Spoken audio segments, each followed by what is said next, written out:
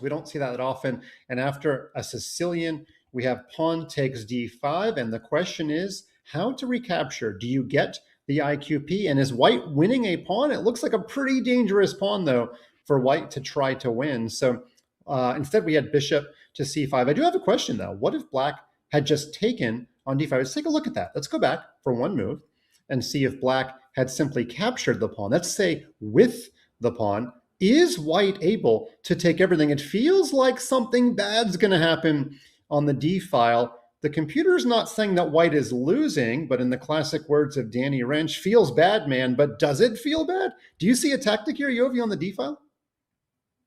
No, I don't see a tactic as of yet on the D line, but I do see that black has got the bishop pair, and maybe you were going to see bishop c5 and some uncomfortable pressure. So I can understand why Sina thought this might get a little bit wild. Oh, be careful there, Mike. Bishop e3.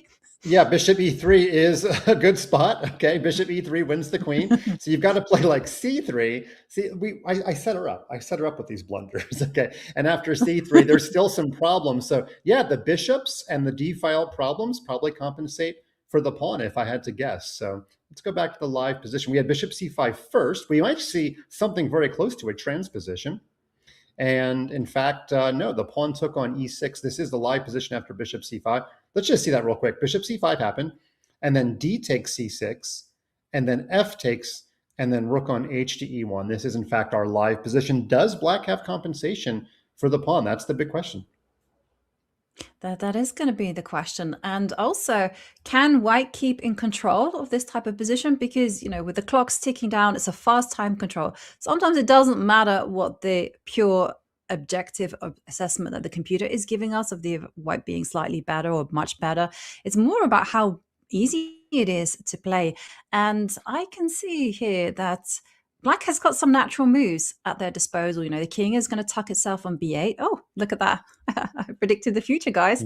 And then the bishop is going to get out of the way, and there's going to be pressure, in the immortal words of the Queen's song, against the d pawn. And just to get back to our trivia question, we asked who likes cooking, who can do 20 pull-ups. Somebody put Ben Feingold, not playing today. But Ben not eligible. His 16th birthday came last year. What can I say? The answer, just to circle back, because sometimes I say a trivia question and forget, it's a weakness of mine, is Sergey Sklokin. So if the tiebreak comes down to who can do more pull-ups, Sergey is a huge favorite.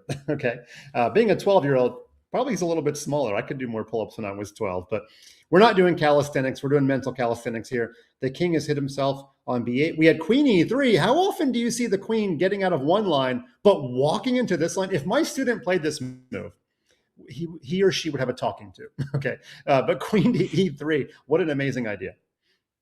Right, it is an amazing idea, actually, and I completely agree. It's modern day chess. In the past, I think if a coach had seen me play that, they would have been like, "What are you doing? You don't want to pin yourself." But here, it completely works.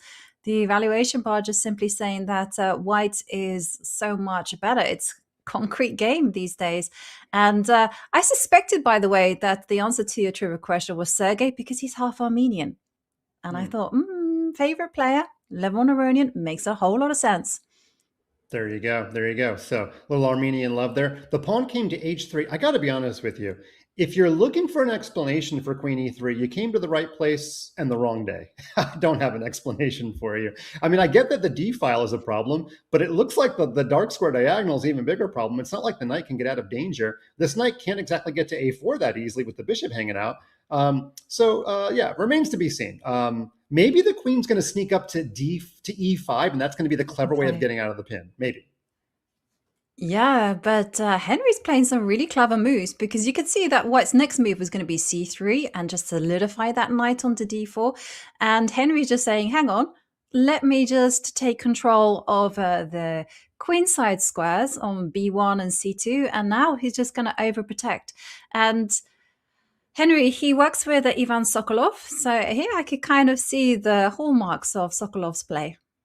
Yeah, bishop c2 is a nice idea. This is going to be a little bit of a deep middle game dive, but when your opponent has the bishop pair, if you can trade off one set of bishops, that's generally an advantage. It's something advantageous that you want to do. And that's exactly what white has done. White has also solved all of the pin problems. So Sina no longer in any pins. E6 is a backward pawn. There's still some pressure, though. There's still some knight takes c3 ideas. So the king hides on a1 to unpin the b2 pawn. A knight blocks everything on d4, though. And Sina is in control. And Henry only has 2 seconds left to figure out how to make a little bit of counterplay here. Yeah. And I love the way that Sina had just been handling this, blocking the knight, blocking the bishop with the knight on d4. And okay, well, hang on a second. Things are turning around.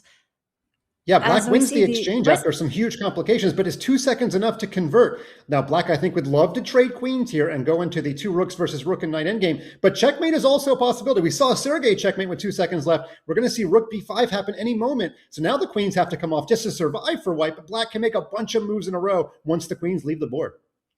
Yeah.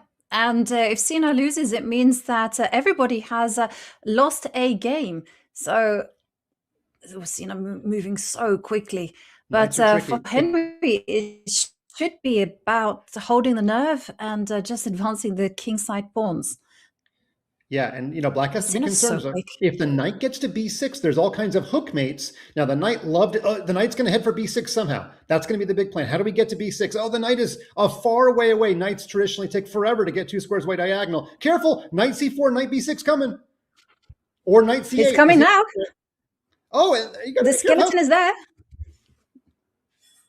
Yes, but okay, the king will run out to c7.